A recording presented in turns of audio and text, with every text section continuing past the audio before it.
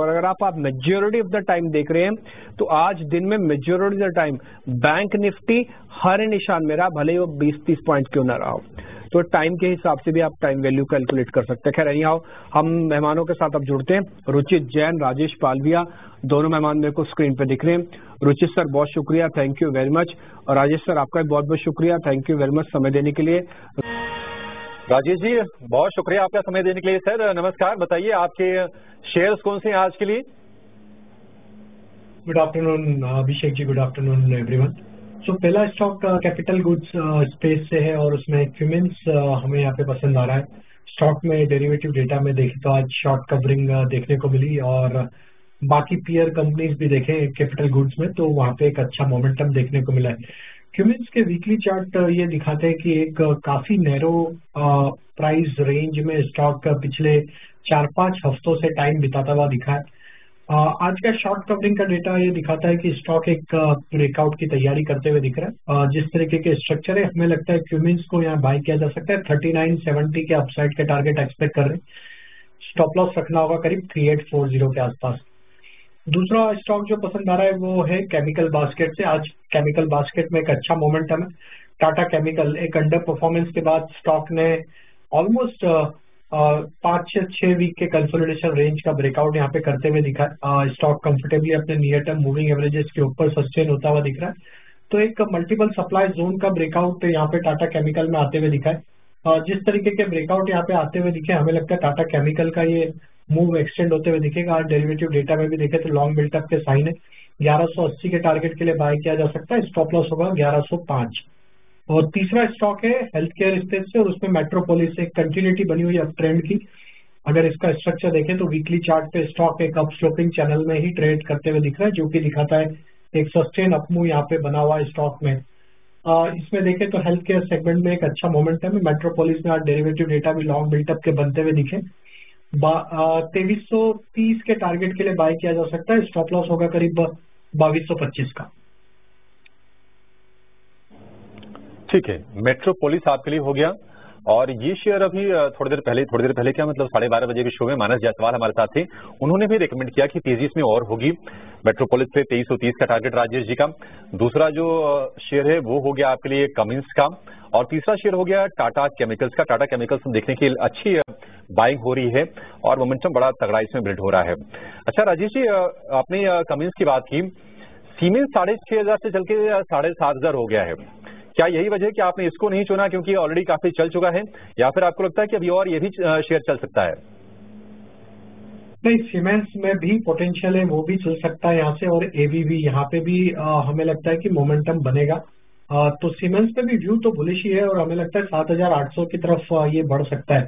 तो यहाँ पे भी लॉन्ग साइड का ट्रेड लिया जा सकता है।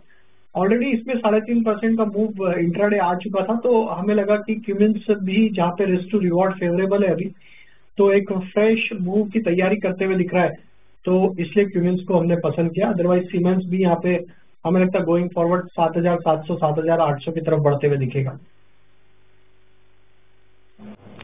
ठीक है, सीमेंस पर राजेश जी की ही ग्रुप की कंपनी है एक्सिस सिक्योरिटीज, उन्होंने तो देखिए टेक्निकली देखें तो जेएम फाइनेंशियल के स्टॉक में ब्रेकआउट ऑलरेडी बन चुका है और यहाँ पे जिस तरीके का मोमेंटम बना है मंथली वीकली चार्ट पे, यहाँ पे हमें लगता है कि जब तक ये स्टॉक 140 के ऊपर सस्टेन है तो जेएम फाइनेंशियल का नेक्स्ट टारगेट 165 की तरफ भी आते हुए दिख सकता है।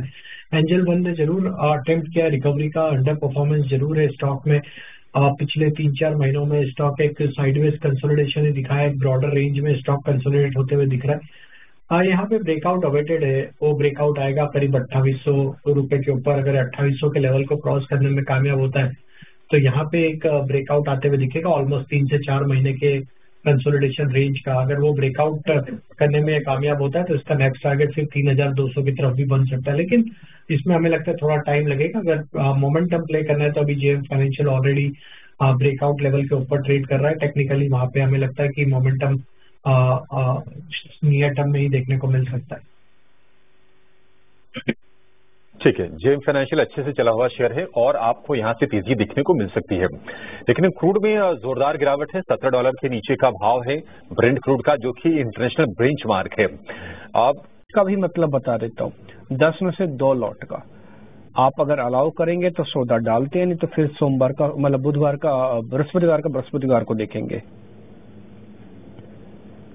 तो देखिए निफ्टी में 25,700 ये एक इम्पोर्टेंट लेवल है और हमें लगता है कि ये लेवल एक यहाँ से इमीडिएट सपोर्ट जैसा काम करना चाहिए और हमें लगता है कि ये लेवल नहीं टूटते तो एक पुलबैक के यहाँ से प्रोबेबिलिटी बिल्कुल निफ्टी में बनते हुए दिख रही है। तो हमें लगता है कि गुरुवार के लिए ट्रेड के लिए अगर किसी को ट्रेड लेके जाना है तो यहाँ 25,800 की स्ट्राइक का कॉल ऑप्शन पे फोकस किया जा सकता है निफ्टी में, वो कॉल ऑप्शन पे फोकस करें। और हमें लगता है कि यहाँ पे अभी जो रेट चल रहा है करीब 73 के आसपास, इसमें स्टॉप लॉस रखे करीब 40 रुपए के आसपास और अपसाइड के टारगेट 125-130 तक प्रोजेक्ट किए जा सकते हैं।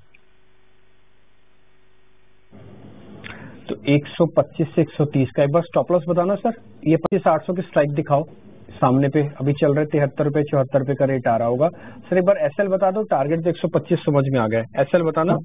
40 रुपए का स्टॉप लॉस रखना हो।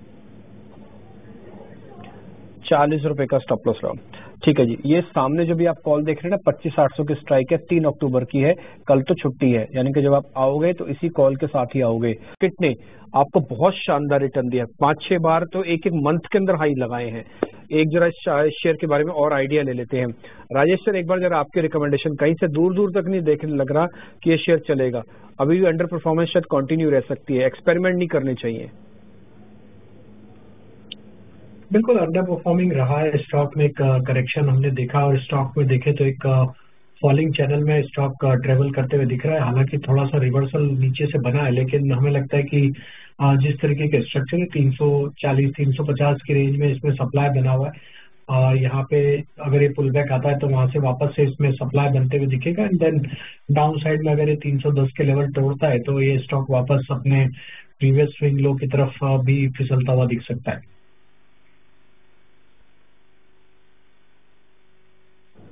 ठीक है, तो एक व्यू पॉइंट भी आपको मिल गया है। खैर 17 पॉइंट की सिर्फ अभी, हालांकि थोड़े बड़े साइज का शेयर है, रिटेल थोड़े कतराते हैं ऐसे शेयर लेने में, लेकिन फिर भी आप जरा व्यू दीजिए, किस तरह की चाल आप देख रहे हैं इसमें। बिल्कुल हाई टिकट साइज का स्टॉक है, ऑल टाइम हाई के आसपास ही ट्रेड करते हुए दिख रहा है। स्टॉक अपने जून 2024 में जो स्विंग हाई बने थे अब उसको भी क्रॉस करने के लिए तैयार होते हुए दिख रहा है।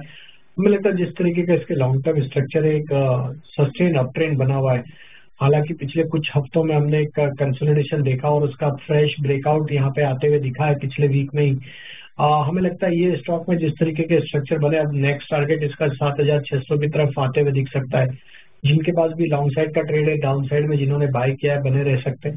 स्टॉप लॉस को यहाँ पे 7200 के आसपास होल्ड प्लेस करके पोजीशन को कैरी किया जा सकता है। ठीक है, पॉलीकैब को लेकर ये व्यू होल्ड करने की सलाह है। 2 शेयर फटाफट राजेश जी आपके सामने मैं रख रहा हूं। स्पेस एक ही है न्यू एज टेक्नोलॉजी वाली, वो है पेटीएम और पीवी फिनटेक। पीवी फिनटेक 1900 से गिरकर 1600 हुआ था, वहां से आज 100 रुपए की रिकवरी इस शेयर ने दिखाई है। और पेटीएम देख रहे कि अब लगातार मजबूत है, 750 का भाव हो गया है। ये दोनों आपके रडार पर जरूर होंगे, इन पर जरा व्यू दीजिए सर, क्या और चलेंगे और क्या पीवी फिनटेक लगता है कि बॉटम बन गया, इसमें फ्रेश तेजी नई तेजी कर देनी चाहिए? तो देखिए पीबी फिनटेक में अगर हम देखें तो स्टॉक अपने 50 डे मूविंग एवरेज के आसपास ही बेस बना के वापस एक रिवर्सल के साइन दे रहा है। हमें लगता है यस यहाँ पे ये मोमेंटम एक्सटेंड होते हुए दिख सकता है। पहला जो इसका टेस्ट होगा वो होगा करीब 1800 के आसपास, जो कि इसका ऑलमोस्ट 20 डे मूविंग एवरेज के आसपास का लेवल है। तो हमें लगता है 1800 तक का तो मूव आते हुए दिख सकता है, वहां पे एक बार रिव्यू करना चाहिए। अगर ये 1800 को क्रॉस करने में कामयाब होता है तो यस ये स्टॉक में पोटेंशियल है वापस से 1870-1900 की तरफ बढ़ने के। ओवरऑल स्ट्रक्चर बुलिश ही है, करेक्शन जरूर देखा था लेकिन अब एक रिकवरी के साइन आते हुए दिख रहे हैं। पीटीएम में भी काफी स्ट्रांग रिकवरी बनते हुए दिखी, जिस तरीके के स्ट्रक्चर यहाँ पे वीकली चार्ट पे बनते हुए दिखे। स्टॉक एक अप स्लोपिंग चैनल में ही ट्रेवल करते हुए दिख रहा है, जो कि दिखाता है कि एक छोटी मोटी गिरावट में या बायर इंटरेस्ट बना हुआ है। 20 डे मूविंग एवरेज को स्टॉक काफी समय से होल्ड आउट कर रहा है, जो भी वॉलेटिलिटी रही है उस वहीं से स्टॉक एक सपोर्ट लेके पुल बैक दे रहा है। ये दिखाता है कि नियर टर्म स्ट्रक्चर के हिसाब से स्टॉक में एक स्ट्रेंथ है। पेटीएम में हमें लगता है जब तक ये स्टॉक 700 रुपए के ऊपर बना हुआ है, लॉन्ग साइड का ट्रेड कैरी करे। अपवर्ड मोमेंटम जो बना हुआ है उसमें 780-800 रुपए की चाल यहाँ पे हमें लगता है आगे आने वाले दिनों में देखने को मिल सकती है। 800 रुपए तक की चाल पेटीएम के। राजेश जी, एसबीआई को लेकर क्या व्यू है, क्योंकि हम देख रहे हैं कि वो कॉन्फिडेंस नहीं आ पा रहा है सरकारी बैंकों में, चाहे एसबीआई की हम बात करें या फिर पीएनबी की बात करें। पीएनबी भी 100-105 रुपए के आसपास है, एसबीआई 790 से 800 रुपए वाली रेंज में ही ट्रेड कर रहा है।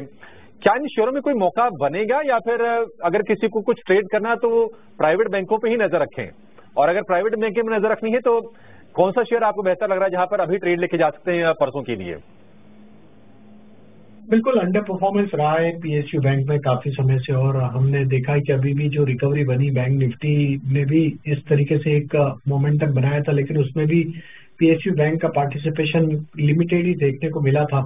तो हमें लगता है कि अभी पीएसयू बैंक का स्ट्रक्चर अभी भी उतना इम्प्रूव नहीं हुआ है, थोड़ा अंडर परफॉर्मेंस रहेगा कुछ समय और, हमें लगता है कंसोलिडेशन में आते हुए दिखेगा। लेकिन पीएसयू बैंक बास्केट में अगर कोई स्टॉक मुझे जो पसंद आ रहा है वो है बैंक ऑफ बड़ौदा का। यहाँ पे हमें लगता है कि एक मोमेंटम शॉर्ट टर्म में आते हुए दिख सकता है, जिस तरीके के इसके स्ट्रक्चर बने हैं। और यहाँ हमें लगता है कि अगर ये स्टॉक 245 के ऊपर सस्टेन रहता है तो ये स्टॉक में पोटेंशियल है 258-260 की तरफ मूव करने का। लेकिन अगर बैंकिंग स्टॉक्स में अगर हमको यहाँ पे प्ले करना है और बैंकिंग क्षेत्र में ही निवेश ट्रेड लेना है तो आईसीआईसीआई बैंक के साथ जाना चाहेंगे प्राइवेट बैंक में। हालांकि स्टॉक में एक हायर साइड से करेक्शन जरूर बना है, लेकिन इसके लॉन्ग टर्म स्ट्रक्चर बुलिश है। ये करेक्शन में स्टॉक एक अच्छे अट्रैक्टिव लेवल पे अब वापस अवेलेबल है, तो आईसीआईसीआई बैंक पे व्यू हमारा बुलिश है, और हम एक्सपेक्ट कर रहे हैं कि यहाँ पे 1240 के स्टॉप लॉस से ट्रेड लिया जा सकता है पोजिशनली, और स्टॉक में हो सकता है आगे आने वाले समय में हमें वापस 1340-1360 की तरफ अप मूव बनते हुए दिखेगा। और वही एक बैंक जो कि मिड साइज बैंक है वो, उसमें फेडरल बैंक भी हमें यहाँ पे काफी पसंद है। इसके स्ट्रक्चर भी काफी इंप्रूव होते हुए दिखे, और हमें लगता है फेडरल बैंक का ये मोमेंटम 215-220 की तरफ भी आगे आने वाले समय में देखने को मिल सकता है। तो फेडरल बैंक पे भी एक पोजिशनल ट्रेड लिया जा सकता है, डाउन साइड का स्टॉप लॉस 192 के आसपास होगा। ठीक है, फेडरल बैंक और इसके अलावा आईसीआईसीआई बैंक, इन पर आप नजर रखिए। चलिए रुचि जी, 2 शेयर मैं आपके सामने रख रहा हूं। रुचि जी, राजेश जी, आप दोनों का बहुत शुक्रिया आज समय देने के लिए और तमाम स्टॉक्स पर अपनी राय हमसे साझा करने के लिए। इस शो को यहीं पर समाप्त करेंगे, लेकिन जाते जाते आपको छोड़ जाते हैं उन विनर्स की लिस्ट के साथ जिन्होंने